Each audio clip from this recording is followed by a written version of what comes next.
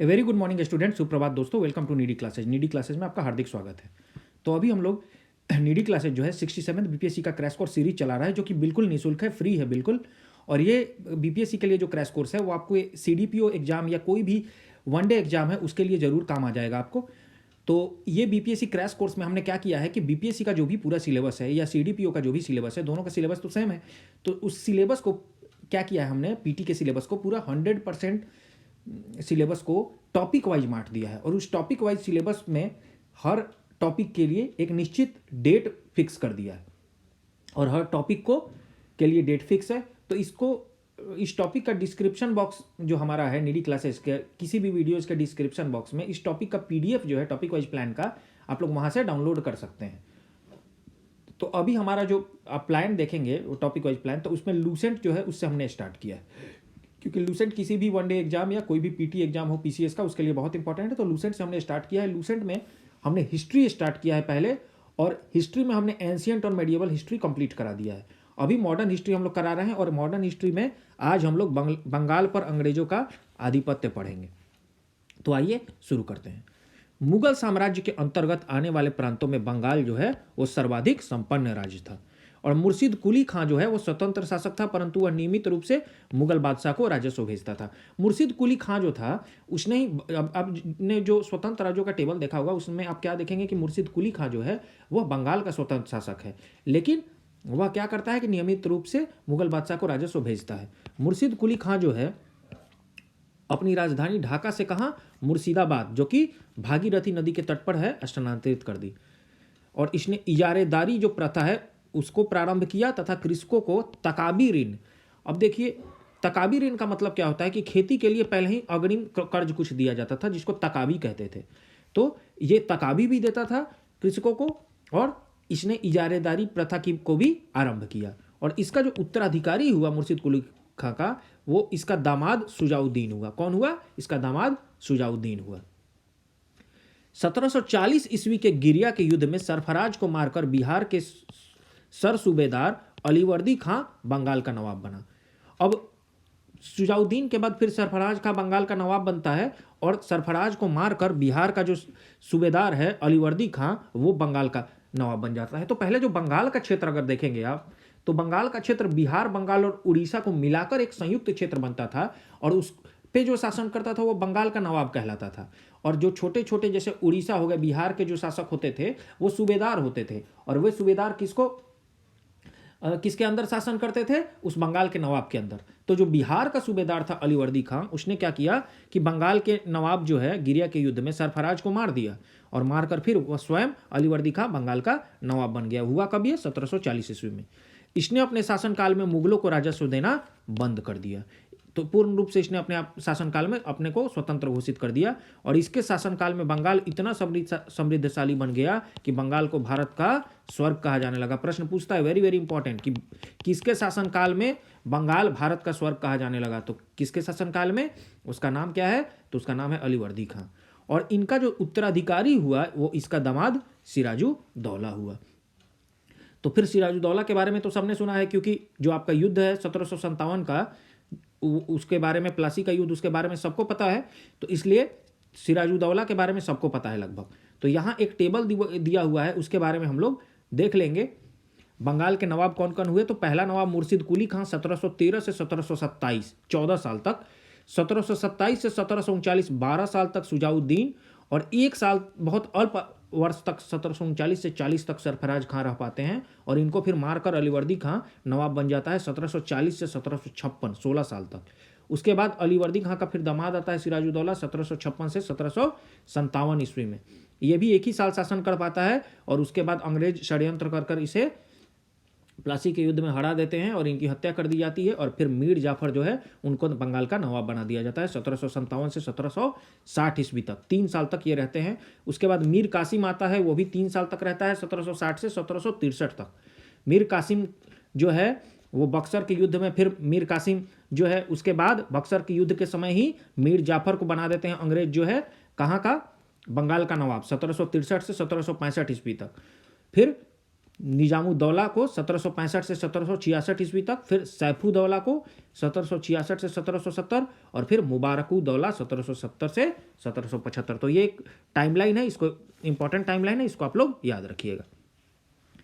20 जून 1756 ईस्वी को काल कोठरी की त्रासदी, जिसको ब्लैक होल ट्रेजरी नामक घटना घटी। किस दिन, तो बार बार पूछता है कि ब्लैक होल ट्रेजरी, अब ब्लैक होल ट्रेजरी घटना क्या थी ये आगे हम लोग देखेंगे, तो इसका डेट आप लोग याद रखिएगा 20 जून 1756। और यह घटना के को बहाना बनाकर ही अंग्रेजों ने सियाउद्दौला को पे युद्ध किया था। अब इसमें अंग्रेजी इतिहास का कहना है कि ये ब्लैक होल ट्रेजरी घटना हुई, और इस घटना के रचयिता है कौन है कि जेड हालवेल के अनुसार नवाब सिराजुद्दौला ने 20 जून की रात में 146 अंग्रेज व्यक्तियों को एक छोटी सी कोठरी में बंद कर दिया, और उस छोटी सी कोठरी इतनी छोटी थी कि उसमें दम घुटकर 146 में से लगभग 123 व्यक्ति की मर गए और 23 व्यक्ति ही जिंदा बच पाए थे। ये किसने कहा है? जेड हॉलवेल, और इन्होंने ही ब्लैक होल ट्रेजरी नामक घटना के रचयिता थे ये, मतलब इन्होंने एक अब किताब लिखी और उन्हें उसी किताब में इन्होंने ब्लैक होल ट्रेजरी नामक घटना का जिक्र किया। तो उनके अनुसार, किसके? जेड हॉलवेल के अनुसार ऐसा हुआ था। प्लासी का युद्ध जो है फिर 23 जून 1757 ईस्वी को, ये इंपॉर्टेंट डेट है, बहुत इंपॉर्टेंट डेट है, क्योंकि इसी के बाद से लगभग अंग्रेज जो है उनका भारत में अधिपत्य जो है, बंगाल जो है वो भारत का सबसे इंपॉर्टेंट स्थान है, सबसे मुख्य स्थान है, और वहाँ बंगाल पे जब कब्जा होगा अंग्रेजों का तो लगभग सेंटर, क्योंकि जैसे दिल्ली का क्षेत्र हुआ करता था दिल्ली से उस समय, वैसा बंगाल का क्षेत्र है, और कुछ समय बाद बंगाल से होते हुए पूरे भारत पे आधिपत्य हो जाता है अंग्रेजों का। तो 23 जून 1757 ईस्वी को अंग्रेजों के सेनापति रॉबर्ट क्लाइव एवं बंगाल के नवाब सिराजुद्दौला के बीच युद्ध हुआ, जिसमें नवाब अपने सेनापति मीर जाफर की धोखाधड़ी के करने के कारण पराजित हुआ। अब ये जो उनका सेनापति है मीर जाफर सिराजुद्दौला का, उन्हीं को मिला लेते हैं अंग्रेज, और मीर जाफर जो है वो धोखाधड़ी करता है। तो इसीलिए जब भी कोई धोखा देने वाले का नाम आता है, कोई भी देशद्रोही का नाम आता है, तो कहा जाता है कि तुम मीर जाफर हो, तुम जयचंद हो। अंग्रेजों ने मीर जाफर को बंगाल का नवाब बना दिया, और इसी युद्ध में फिर सिराजुद्दौला जब हारते हैं तो अंग्रेज जो है मीर जाफर के साथ, चूंकि मीर जाफर उनसे मिला रहता है, तो उसको बंगाल का नवाब बना देते हैं। अब नोट एक दिया हुआ है, प्लासी की लड़ाई में मोहनलाल एवं मीर मदान के नेतृत्व में एक छोटी सेना नवाब के वफादार रही।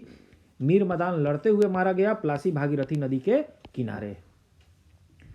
अब क्लाइव जो है, रॉबर्ट क्लाइव, उसके हाथों की कठपुतली बन गया नवाब मीर जाफर, और अंग्रेजों ने 1760 ईस्वी में उसको हटा दिया। किसको? मीर जाफर को, और फिर उसके दामाद मीर कासिम को बंगाल का नवाब बना दिया। तो अंग्रेज मौका परस्त थे, वो देखते थे कि जिस व्यक्ति से या जिस राजा से फायदा हो रहा है उनको, उसके साथ वे संबंध बनाते थे, और फिर जो जिससे लगता था कि उनको अब फायदा नहीं बचा, उसको क्या करते थे? उसको अपने रास्ते से हटा देते थे, उसका तख्ता पलट करा देते थे। तो मीर कासिम ने अपनी राजधानी को क्या किया? मुर्शिदाबाद से मुंगेर, जो कि मुगदलपुर है, स्थानांतरित किया। ये भी वेरी वेरी इंपॉर्टेंट है, बार बार पूछता है कि किस शासक ने या किस नवाब ने अपनी राजधानी को मुर्शिदाबाद से मुंगेर स्थापित किया, स्थानांतरित किया, तो वो मीर कासिम था। अब बंगाल की राजधानी का क्रम क्या है? ढाका, फिर मुर्शिदाबाद। तो मुर्शिदाबाद में किसने किया? मुर्शिद कुली खां ने किया, और उसके बाद मुंगेर में किसने किया? तो मीर कासिम ने किया। अब प्लासी के युद्ध के बाद एक इंपॉर्टेंट युद्ध है, वो वेरी वेरी इंपॉर्टेंट कह सकते हैं, वो है आपका बक्सर का युद्ध। और बक्सर का युद्ध जो है 1764 ईस्वी में अंग्रेजों एवं मीर कासिम, अवध के नवाब शुजाउद्दौला एवं मुगल सम्राट शाह आलम द्वितीय के बीच हुआ। तो देखिए, दो पार्टी रहती है, एक पार्टी जो होती है उसमें अंग्रेज होते हैं और साथ में उनके मीर जाफर होता है। क्यों? क्योंकि बक्सर के युद्ध के समय क्या होता है कि मीर कासिम जो है वो अवध के नवाब शुजाउद्दौला एवं मुगल सम्राट शाह आलम द्वितीय के साथ मिलकर एक अलायंस बनाता है, मतलब एक गठबंधन बनाता है, और एक तरफ अंग्रेज रहते हैं और मीर जाफर रहता है, और दोनों अलायंस मिलकर एक युद्ध लड़ते हैं। लेकिन इस युद्ध में होता क्या है कि अंग्रेज विजयी हो जाते हैं। अब चूंकि ये युद्ध जो है इसमें मुगल सम्राट शाह आलम भी भाग लेते हैं और युद्ध का नेतृत्व करते हैं, क्योंकि मुगल सम्राट जो है, मुगल सम्राट कौन है? वो पूरे भारत का सम्राट है। तो और उनकी अगर हार हो जाए अंग्रेजों से, तो मान लिया गया कि अंग्रेज जो है अब भारत में उनका आधिपत्य हो गया, क्योंकि अंग्रेज जब सम्राट को ही हरा देते हैं तब फिर उनके आगे और बचा कौन? तो इस युद्ध में अंग्रेज जो है सेनापति कौन था? हेक्टर मुनरो था। यह भी प्रश्न आता है कि बक्सर के युद्ध में सेनापति कौन था, प्लासी के युद्ध में कौन था? तो प्लासी में रॉबर्ट क्लाइव है, बक्सर में हेक्टर मुनरो है। अब अंग्रेजों के मैसूर से हम लोग संबंध देखेंगे। अब देखिए, बंगाल पे तो आधिपत्य हो गया उनका, अब मैसूर के से हम लोग देखेंगे। तो अंग्रेज जो है वो धीरे धीरे उनका बंगाल पे भी आधिपत्य हो गया। अवध के नवाब शुजाउद्दौला को भी उन्होंने हरा दिया है, ठीक है। और तो देखिए अवध पे, बंगाल पे तो हो ही गया इनका आधिपत्य अंग्रेजों का। अब वो मैसूर के साथ हम लोग एक बार संबंध देखते हैं। तो 1761 ईस्वी में हैदर अली मैसूर का शासक बना। हैदर अली की मृत्यु 1782 ईस्वी में द्वितीय एंग्लो मैसूर युद्ध। अब अंग्रेजों के साथ जब हम लोग देखेंगे कितने युद्ध हुए, तो 4 युद्ध हुए हैं मैसूर के। अब देखते हैं हम लोग कौन कौन से युद्ध होते हैं। तो जब द्वितीय एंग्लो मैसूर युद्ध चल ही रहा था, 1780 से 84 तक चला है ये, तो उसी दौरान 1782 में जो हैदर अली रहता है, मैसूर का जो शासक रहता है, उसकी मृत्यु हो जाती है। और उसी समय हैदर अली का उत्तराधिकारी उसका पुत्र टीपू सुल्तान हो जाता है। 1787 ईस्वी में टीपू ने अपनी राजधानी श्रीरंगपट्टनम में बादशाह की उपाधि धारण की। तो टीपू की राजधानी क्या थी? मैसूर की राजधानी श्रीरंगपट्टनम थी, और वहां उसने बादशाह की उपाधि धारण की। बादशाह वह उपाधि थी जो मुगल सम्राट धारण करते थे। तो ये टीपू सुल्तान भी बादशाह की उपाधि धारण करता है 1787 में। और इसने अपनी राजधानी को श्रीरंगपट्टनम में स्वतंत्रता का वृक्ष लगवाया, ठीक है। ये इसने प्रश्न पूछता है कि स्वतंत्रता का वृक्ष कहाँ लगवाया था, किसने लगवाया था? तो टीपू सुल्तान ने लगवाया श्रीरंगपट्टनम में। और वो जैकोबियन क्लब का भी सदस्य बना, ये प्रश्न पूछता है। तो हम लोग एक बार देख लेंगे। प्रथम एंग्लो मैसूर युद्ध 2 साल चला है, 1767 से लेके 1769 तक। द्वितीय एंग्लो मैसूर जो है वो 1780 से 1784 तक। तृतीय एंग्लो मैसूर युद्ध फिर 2 वर्ष चला है, 1790 से 1792 तक। और चतुर्थ एंग्लो मैसूर युद्ध 1799 ईस्वी में। और यहाँ फिर मृत्यु हो जाती है किसकी? मृत्यु हो जाती है आपके टीपू सुल्तान की। और फिर उसके बाद जो है आधिपत्य हो जाता है मैसूर पे अंग्रेजों का। तो जब द्वितीय एंग्लो मैसूर युद्ध होता है 80 से 84, उस समय वारेन हेस्टिंग्स जो है वो गवर्नर जनरल रहता है। तृतीय के टाइम कॉर्नवालिस रहता है, और चतुर्थ के टाइम लॉर्ड वेलेस्ली रहता है।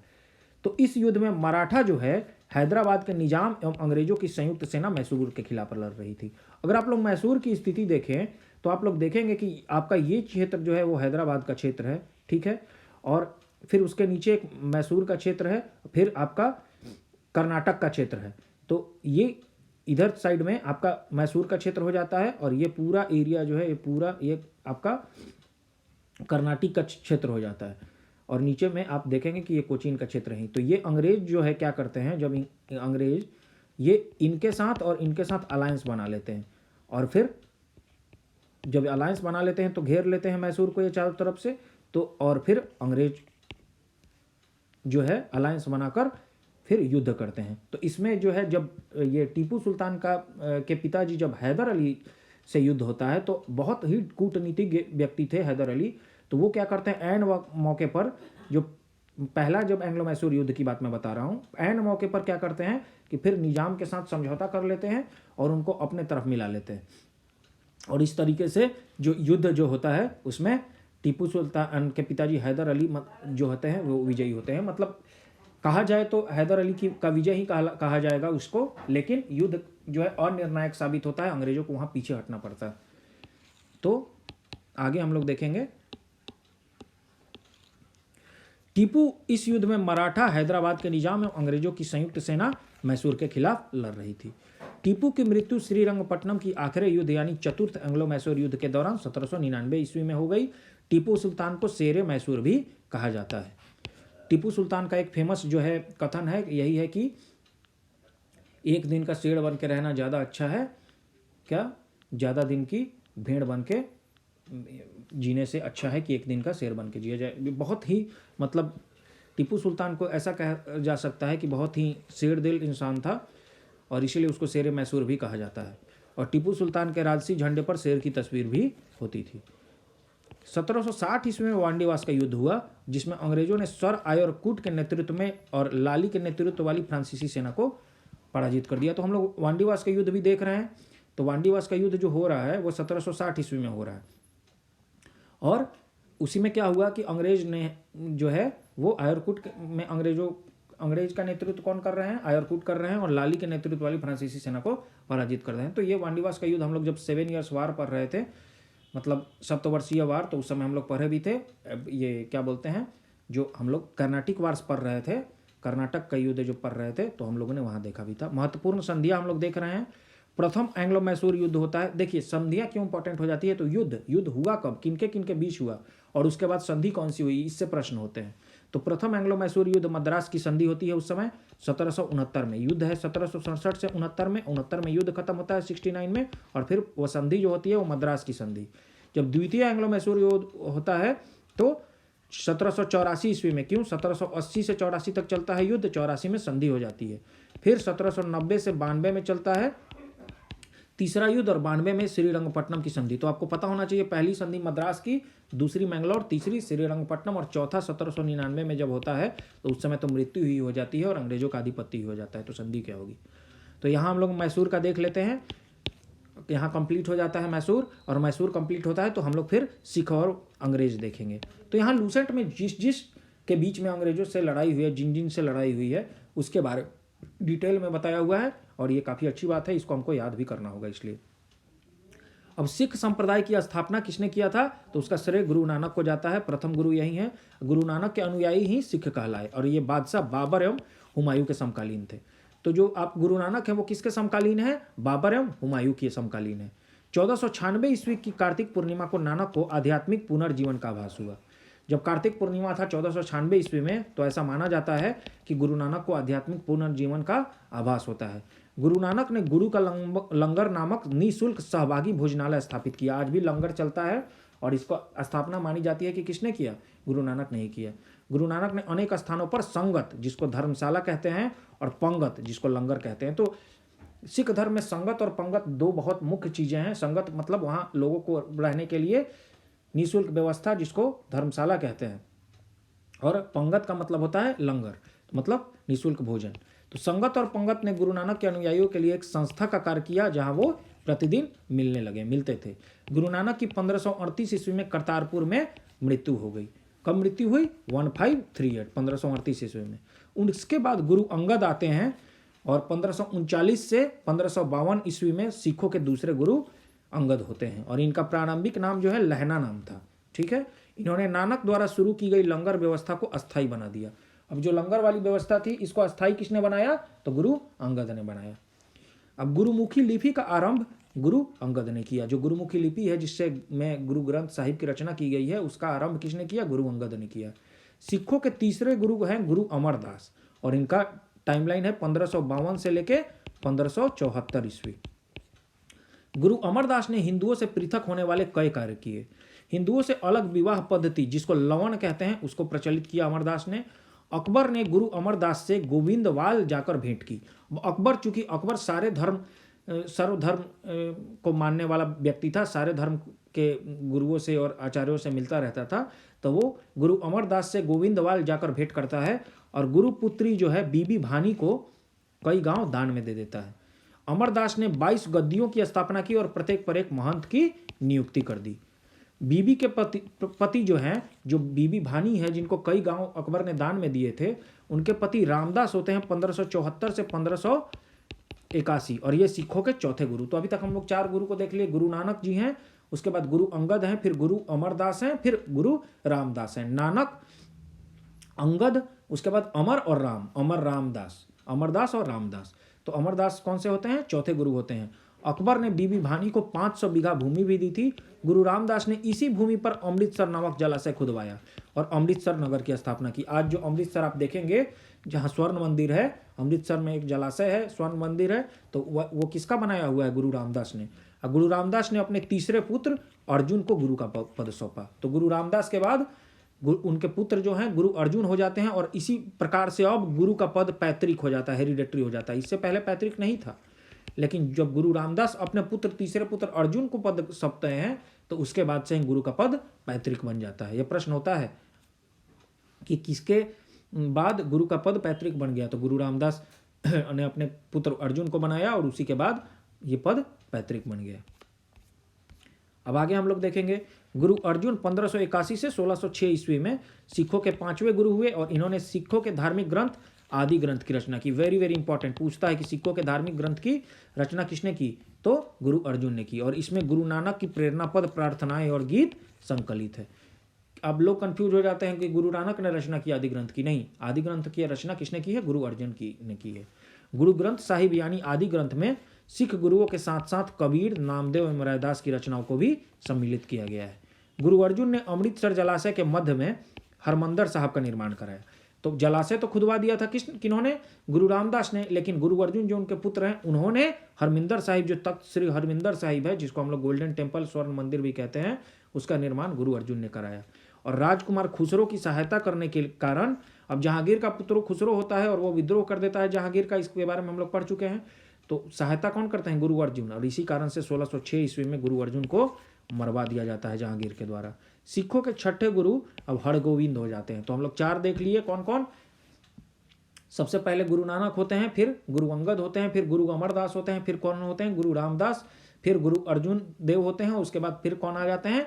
गुरु हरगोविंद आ जाते हैं। ये छठे गुरु हैं 1606 से 1645 ईस्वी में। और इन्होंने सिखों को सैन्य संगठन का रूप दे दिया तथा अकाल तख्त या ईश्वर के सिंहासन का निर्माण कराया। तो प्रश्न आता है कि अकाल तख्त या ईश्वर के सिंहासन का निर्माण किसने कराया? तो हरगोविंद, गुरु हरगोविंद जो छठे गुरु हैं, इन्होंने कराया। ये 2 तलवार बांधकर गद्दी पर बैठते थे एवं दरबार में नगारा बजाने की व्यवस्था थी। इन्होंने अमृतसर की किलेबंदी करा दी। तो एक जो है वो जलाशय बनवाते हैं, एक जलाशय में हरमिंदर साहिब बनवाते हैं, और एक जो है वो किलेबंदी करवा देते हैं। सिखों के 7वें गुरु जो गुरु हरराय हैं 1645 से 1661 ईस्वी में, 1645 से 1661, और इन्होंने दारा सिकोह को मिलने पर आशीर्वाद दिया था। अब दारा सिकोह जो था काफ़ी विद्वान वाला व्यक्ति था, और काफ़ी वो मतलब बहुत विद्वान व्यक्ति था, और वो हर धर्म को, वो भी हर धर्म के प्रति उसका, क्योंकि वो सूफी संप्रदाय से काफ़ी प्रभावित था और इसीलिए वो हर धर्म के प्रति उसका झुकाव था। तो यही कारण है कि वो सिखों के 7वें गुरु हरराय से भी मिलता है और उनसे भी आशीर्वाद प्राप्त करता है। तो आप समझ सकते हैं कि दारा सिखों के शासनकाल के समकालीन ही गुरु हरराय हैं। सिखों के 8वें गुरु हरकिशन जो हैं 1661 से 1664 ईस्वी में होते हैं, और उनकी मृत्यु चेचक से हो जाती है। तो हम लोग 8वें गुरु तक पहुंच गए। गुरु हरकिशन है 1661 से 1664 ईस्वी में हुए, और इनकी मृत्यु किससे होती है? चेचक से हो गई है। इन्हें दिल्ली जाकर गुरुपद के बारे में औरंगजेब को समझाना पड़ता है। तो औरंगजेब बुलाता है इनको कि क्या है ये, मतलब सिख धर्म क्या है, गुरुपद क्या है, इसके बारे में बताइए। तो जाके ये बताते हैं औरंगजेब को। सिखों के 9वें गुरु जो हैं गुरु तेग बहादुर, ये होते हैं, और 1664 से 1675 ईस्वी में होते हैं। और ये इस्लाम स्वीकार नहीं करने के कारण औरंगजेब ने इन्हें वर्तमान शीशगंज के गुरुद्वारा के निकट, जो अभी शीशगंज गुरुद्वारा है आपका दिल्ली में, वही शीशगंज गुरुद्वारे के पास किसको? गुरु तेग बहादुर, जो सिखों के 9वें गुरु हैं, वहाँ इनको मरवा दिया जाता है। अभी हाल ही में कुछ दिनों पहले शीशगंज गुरुद्वारे में हमारे देश के माननीय प्रधानमंत्री मोदी जी ने विजिट किया था, वो वहाँ गए थे। सिखों के 10वें एवं अंतिम गुरु जो हैं वो गुरु गोविंद सिंह होते हैं 1675 से 1708 ईस्वी में, और इनका जन्म जो है 1666 ईस्वी में पटना में हुआ था। हाल ही में गुरु गोविंद सिंह के जो पुत्र हैं जिनको मार दिया था, जिनको मरवा दिया था, किसने मरवाया था? गुरु गोविंद सिंह। कमेंट बॉक्स में बताएंगे आप। तो उनको मरवाने के बाद जो है उन तीनों जो उनके पुत्र थे उनकी याद में एक जो है दिन जो है एक पर्व के रूप में बनाया जाने की घोषणा की गई है। ये कौन सा पर्व है और किन पुत्रों की याद में बनाया जा रहा है, ये आप लोग हमें कमेंट सेक्शन में बताएंगे। ये करंट अफेयर्स काफ़ी इंपॉर्टेंट हो जाएगा। गुरु गोविंद सिंह अपने को सच्चा बादशाह कहा, और इन्होंने सिखों के लिए 5 ककार अनिवार्य किया, अर्थात प्रत्येक सिख को केस, कंघा, कृपान, कच्छा और कड़ा रखने की अनुमति दी, और सभी लोगों को अपने नाम के अंत में सिंह शब्द जोड़ने के लिए कहा। अब गुरु गोविंद सिंह का निवास स्थान कहाँ है? तो आनंदपुर साहिब था। एवं कार्यस्थली कहाँ था? तो उनका निवास स्थान तो आनंदपुर साहिब था, लेकिन इनका कार्यस्थली पवोता थी। अब गुरु गोविंद सिंह ने फारसी में जफरनामा लिखे थे। फारसी का बहुत अच्छा ज्ञान था उनको, और उन्होंने जफरनामा लिखा था। और इनके 2 पुत्र फतेह सिंह एवं जोरावर सिंह को सरहिंद के मुगल फौजदार वजीर खान ने दीवार में चुनवा दिया था। फतेह सिंह जोरावर सिंह जो है उनको सरहिंद का एक मुगल फौजदार आता है जो कि वजीर खां जिसका नाम रहता है, और वो दीवार में इनके चुनवा देता है। 1699 ईस्वी में वैसाखी के दिन गुरु गोविंद सिंह ने खालसा पंथ की स्थापना की, और पाहुल प्रणाली की शुरुआत भी गुरु गोविंद सिंह ने की थी। गुरु गोविंद सिंह ने सिखों के धार्मिक ग्रंथ फिर आदि ग्रंथ को वर्तमान रूप दिया, और कहा कि अब गुरुवाणी जो है, जो कि आदि ग्रंथ में सम्मिलित है, वो अब सिख संप्रदाय के गुरु का कार्य करेगी। ठीक है। तो गुरु गोविंद सिंह की हत्या 1708 ईस्वी में नांदेड़ नामक स्थान पर गुलखा नामक एक पठान ने कर दी। इसीलिए नांदेड़ भी जो है, नांदेड़ कहाँ है, महाराष्ट्र में, वो भी सिखों का एक धार्मिक स्थल हो जाता है। अब इसके बाद हम लोग पढ़ेंगे बंदा बहादुर के बारे में। तो बंदा बहादुर जो है, इनका जन्म 1670 ईस्वी में पूंछ जिले के रजौली गांव में हुआ था और इनके बचपन का नाम लक्ष्मण दास था। इनके पिता रामदेव भारद्वाज जो थे राजपूत थे। तो जन्म से बंदा बहादुर क्या थे, राजपूत थे।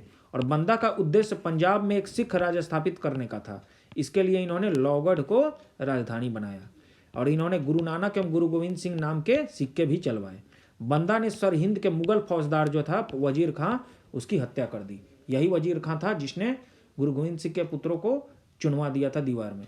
तो उसकी हत्या कौन कर देते हैं, बंदा बहादुर। और मुगल बादशाह जो फर्रुखसियार के आदेश पर 1716 में बंदा सिंह को गुरुदासपुर नांगल नामक स्थान पर पकड़कर मौत के घाट उतार दिया गया। शहादरा, जिसको कत्लगढ़ी के नाम से विख्यात है, जहां बंदा ने हजारों मुगल सैनिकों को मौत के घाट उतार दिया था। बंदा बहादुर जैसा इनका नाम है, वैसे ही इन्होंने बहुत बहादुरी से बहुत मुगल सेनाओं को यहाँ कत्लगढ़ी में मौत के घाट उतारा था। और ये कहाँ है कत्लगढ़ी, शहादरा में है। बंदा की मृत्यु के बाद जो है सिख कई छोटे छोटे टुकड़ों में बट गया। 1748 ईस्वी में नवाब करपूर सिंह की पहल पर सभी सिख टिकरियों का दल खालसा में विलय हुआ। अब देखिए, बंदा की जब मृत्यु हो जाती है तो सिख जो है कई छोटे छोटे टुकड़ों में बट जाते हैं। और 1748 ईस्वी में नवाब कपूर सिंह, जो कि यहाँ करपूर सिंह है नवाब, और इनके पहल पर सभी सिख टुकड़ियाँ जो हैं, छोटे छोटे टुकड़ियाँ जो हैं, वो उनका विलय कहाँ हो जाता है, दल खालसा में विलय हो जाता है। दल खालसा को जस्सा सिंह आहलूवालिया के नेतृत्व में रखा गया, जिसे बाद में 12 दलों में विभाजित किया गया और इसे ही मिसल कहा गया। अब मिसल क्या है, तो जो दल खालसा बना वो बाद में मिसल 12 दलों में विभाजित हो गया और वही मिसल कहा गया। मिसल अरबी भाषा का शब्द है और इसका अर्थ क्या होता है, समान होता है, मतलब इक्वल। अब हम लोग रंजीत सिंह के बारे में पढ़ेंगे। तो रंजीत सिंह का जन्म गुजरांवाला में हुआ था 2 नवंबर 1780 ईस्वी को। एक मिसल में हुआ था, उस मिसल का नाम है सुकरचकिया मिसल। इंपॉर्टेंट है, ये प्रश्न पूछ देता है कि किस मिसल में रंजीत सिंह का जन्म हुआ था, सुकरचकिया मिसल में। और उसके मुखिया कौन थे, महासिंह के यहाँ उनका जन्म हुआ था। तो मतलब रंजीत सिंह के पिताजी का नाम महासिंह था। रंजीत सिंह का जन्म 2 नवंबर 1780 ईस्वी को सुकरचकिया मिसल में हुआ था। इनके दादा का नाम चरत सिंह था। इन्होंने 12 मिसलों में सुकरचकिया मिसल को प्रमुख स्थान दिला दिया। तो जो 12 मिसल थे उसमें से प्रमुख स्थान किसको प्राप्त था, तो सुकरचकिया मिसल को प्राप्त था। ठीक है। अब हम लोग देखेंगे कि 1798 से 99 ईस्वी में रंजीत सिंह लाहौर के शासक बन जाते हैं। अब ये 98 से 99 कब का समय है, ये तब का समय है जब चतुर्थ एंग्लो मैसूर युद्ध होता है और उसी समय टीपू सुल्तान मर जाता है। तो उसी समय रंजीत सिंह लाहौर के शासक बनते हैं। और 25 अप्रैल 1809 ईस्वी को चार्ल्स मेटकाफे और महाराजा रंजीत सिंह के बीच में एक संधि होती है, जो अमृतसर की संधि होती है। किस दिन, 25 अप्रैल 1809 ईस्वी को। ठीक है। अब रंजीत सिंह का जो राज्य है वो 4 सूबों में बटा था। कौन कौन सा सूबा था, पेशावर, कश्मीर, मुल्तान एवं लाहौर। महाराजा रंजीत सिंह के जो विदेश मंत्री थे वो फकीर अजीजुद्दीन थे और उनके जो वित्त मंत्री थे दीनानाथ थे। तो देखिए, मतलब ऐसा कोई धर्म की लकीर नहीं है। जो भी महान राजा हुए हैं उनके यहाँ जो मंत्री होते हैं, सूबेदार होते हैं, वो सारे धर्म के होते हैं, सर्वधर्म समभाव। क्यों, क्योंकि इनको अच्छे से पता है, हर सुल्तान को, हर राजाओं को पता होता था कि अगर राज्य ठीक से चलाना है तो हमें धर्म में अगर हम बांट दें तो राज्य को नहीं चला सकते हैं। जहां हर धर्म संप्रदाय के लोग रहते हैं वहां सबको लेकर चलना पड़ेगा। 7 जून 1839 ईस्वी में रंजीत सिंह की मृत्यु हो गई। तो ये प्रश्न पूछता है 7 जून 1839। तो 1839 में इनकी मृत्यु हो जाती है। प्रथम एंग्लो सिख युद्ध जो है वो 1845-46 ईस्वी में एवं द्वितीय एंग्लो सिख युद्ध 1849 में हुआ। तो देखिए, बहुत लोग कंफ्यूज भी हो सकते हैं कि एंग्लो सिख वार जो हुआ या आंग्ल सिख युद्ध जो हुआ ये रंजीत सिंह के शासनकाल में हुआ। तो नहीं, रंजीत सिंह के शासनकाल के बाद, जब वो मर जाते हैं लगभग 6 साल के बाद में एंग्लो सिख युद्ध होता है पहला, और 10 साल बाद में दूसरा होता है 1849। तो ये याद करने का तरीका है। 1839 में मृत्यु होती है, 5 साल बाद 1845 में पहला और 10 साल बाद 1849 में दूसरा होता है। ठीक है। अब हम लोग अंग्रेजों एवं सिखों के मध्य कौन कौन सी संधि हुई है वो देखेंगे। तो देखिए, पहला जो एंग्लो सिख युद्ध हुआ उसके बाद 9 मार्च 1846 को लाहौर की संधि हो जाती है। और दूसरी संधि होती है 1846 में ही 22 दिसंबर उस संधि का नाम है भैरोवाल की संधि। कौन सी संधि? भैरोवाल की संधि। और इस संधि के तहत राजा दलीप सिंह के संरक्षण हेतु अंग्रेजी सेना का प्रवास पंजाब में मान लिया जाता है। तो देखिए, अंग्रेजी सेना जो है वो पंजाब में आ जाती है, किसके संरक्षण में के लिए? राजा दलीप सिंह के लिए। मतलब अंग्रेज घुस जाते हैं कहाँ? अब पंजाब में घुस जाते हैं। और ये किस अलायंस के तहत ऐसा हो रहा है? सब्सिडरी अलायंस जो चल रहा था आपका, ठीक है, जिसको सहायक संधि कहा जाता है हिंदी में, उसके तहत ऐसा हो रहा है। 20 अगस्त 1847 ईस्वी को महारानी जिंदा को राजा दलीप सिंह से अलग कर रुपये 48,000 वार्षिक पेंशन देकर शेखपुरा भेज दिया गया। अब महारानी जो जिंदान है उनको राजा दलीप सिंह से अलग कर दिया जाता है और 48,000 वार्षिक पेंशन देकर उनको शेखपुरा भेज दिया गया। द्वितीय एंग्लो सिख युद्ध के दौरान पहली लड़ाई जो कि चिलियावाला की लड़ाई हुई थी, किसके किसके बीच में होती है? तो द्वितीय सिख लड़ाई 1849 में होती है। और ये किसके किसके बीच होती है? सिख नेता शेर सिंह और अंग्रेज कमांडर गफ के मध्य लड़ी गई। दूसरी लड़ाई गुजरात के चिनाब नदी के किनारे। तो जो दूसरी लड़ाई है वो कहाँ हो रही है? ये गुजरात के चिनाब नदी के किनारे चार्ल्स नेपियर के नेतृत्व में अंग्रेजों ने 21 फरवरी 1849 को लड़ी। ठीक है, तो पहले लड़ाई जो चिलियानवाला की लड़ाई सिख नेता शेर सिंह अंग्रेज कमांडर गफ के मध्य लड़ी गई।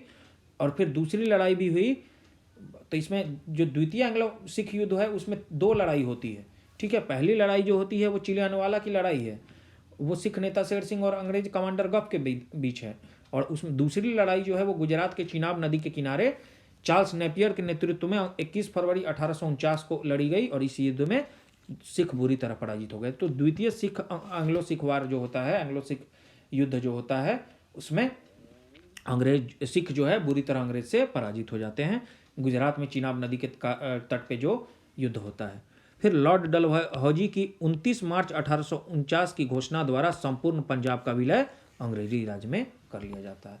और फिर डलहौजी क्या करता है कि 29 मार्च 1849 को यह घोषणा करता है कि अब संपूर्ण पंजाब जो है वो अंग्रेजी राज्य में आ जाएगा। और महाराजा दलीप सिंह को 50,000 पाउंड की वार्षिक पेंशन दे दी गई और उन्हें शिक्षा प्राप्त करने के लिए इंग्लैंड भेज दिया गया। सिख राज का प्रसिद्ध हीरा कोहिनूर जो था उसको महारानी विक्टोरिया को भेज दिया गया। अब कोहिनूर हीरा जो है सिख राज में रहता है और उनको महारानी विक्टोरिया को भेज दिया जाता है। तो अब कंपनी के अधीन गवर्नर जनरल जो है वो काफ़ी इंपॉर्टेंट्स हैं। और जो अगला वीडियो आएगा हमारा उसमें हम लोग गवर्नर जनरल्स के बारे में पढ़ेंगे, क्योंकि हर पीसीएस एग्जाम में, हर यूपीएससी में भी यहाँ तक, और हर 1 डे एग्जाम में गवर्नर और गवर्नर जनरल जो है या वाइसरॉय से प्रश्न तो होते ही होते हैं। अब गवर्नर क्या है, गवर्नर जनरल क्या है और वाइसरॉय क्या है, हम लोग अगले वीडियो में देखेंगे। तो यहाँ हम लोग अगले वीडियो में हम लोग कंपनी के अधीन जो है गवर्नर जनरल से स्टार्ट करेंगे। और उससे पहले आप लोगों से मेरी अपील है कि आप लोग ज़्यादा से ज़्यादा मात्रा में नीडी क्लासेज चैनल को सब्सक्राइब कर लें, क्योंकि हमारा फ्री इनिशिएटिव इस पर चल रहा है। और 100% देखिएगा आप लोग 15 अप्रैल के दिन कि आपका पूरा सिलेबस कंप्लीट हो जाएगा। और 30 मॉक टेस्ट आप लोग लगा भी चुके रहेंगे। 30 मॉक टेस्ट का मतलब 4500 प्रश्न होते हैं और 3 पेपर भी हम लोग डिस्कस करेंगे। तो 66वीं बीपीएससी, 65वीं बीपीएससी, 64वीं बीपीएससी, मतलब टोटल 450 प्रश्न और 4500 प्रश्न ऐसे। तो आप लोग देखेंगे कि 15 अप्रैल तक आप लोग लूसेंट, घटना चक्र, Bihar special, 3 magazine current affairs के, बिहार का बजट, बिहार का इकोनॉमिक सर्वे, भारत का बजट, भारत का इकोनॉमिक सर्वे, बिहार का सेंसस, भारत का सेंसस, फॉरेस्ट सर्वे रिपोर्ट, और 30 मॉक टेस्ट मतलब 4500 क्वेश्चन और 3 ईयर का प्रीवियस पेपर आप लोग कंठस्थ कर गए रहे होंगे। तो सोचिए कितना टॉपिक डिटेल्ड कराया जा रहा है आपको, कुछ भी छोड़ा नहीं जा रहा है आपको। तो आप क्या करें, नीडी क्लासेज चैनल को सब्सक्राइब कर लें, बेल आइकन दबा दें ताकि एक भी वीडियो आपसे मिस ना हो। हर वीडियोज़ को आप लोग बार बार देखें, तब तक देखें जब तक कंठस्थ ना हो जाए। वीडियो पसंद आए तो लाइक करें और चैनल को ज़्यादा से ज़्यादा लोगों के साथ शेयर करें। फ्री इनिशिएटिव है, शेयर करें ज़्यादा लोगों के साथ। अपना कीमती कमेंट फीडबैक के रूप में हमें ज़रूर दें, क्योंकि आपके कमेंट से हमको बहुत ही प्रेरणा मिलती है। आपके कमेंट से ही प्रेरणा लेकर हम अपने में सुधार ला सकते हैं। तो अगले वीडियो में फिर मिलेंगे आपसे, तब तक के लिए